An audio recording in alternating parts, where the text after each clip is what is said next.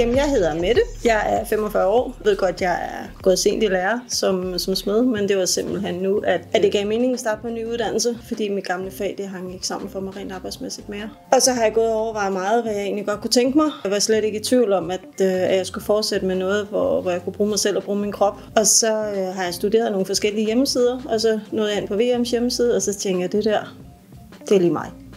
Det er simpelthen bare mig, det der. Min største frygt ved at søge herud, det var, at jeg er egentlig mor til 3, og den alder, jeg har, der var jeg sådan lidt om VM var med på ideen, om de ville give mig chancen. Og det var jeg jo så heldigvis så heldig, at de gerne ville.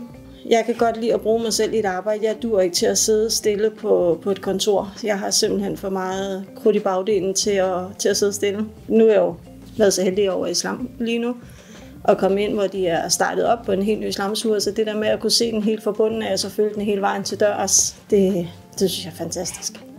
Jeg kan godt forstå, at der er nogle piger, som måske tænker, at det er en lidt skræmmende verden at komme ind i, fordi at vi er meget få kvinder i den her verden. Men jeg vil så også sige, at hvis de tænker, at det er på grund af fysik eller et eller andet, så skal de slet ikke tænke den vej, fordi vi har simpelthen så mange hjælpemidler jo i forhold til kraner til tunge løft. Min datter, hun er jo allerede blevet inspireret i forhold til, at jeg arbejder herude, så nu overvejer hun også at gå smedverden. Hun synes, det er super fedt det der med, at jeg arbejder med store tankbiler og store lastbiler og alle sådan nogle ting der. Det synes hun er fantastisk.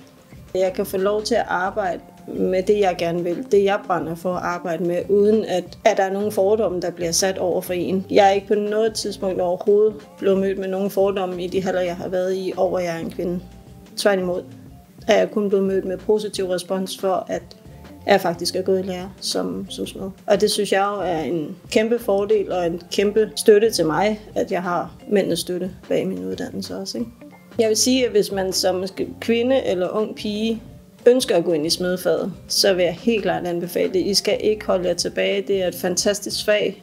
I får så meget igen fra arbejdet af. Så hvis I virkelig brænder for det, så skal I gå for det. Gå efter jeres drømme.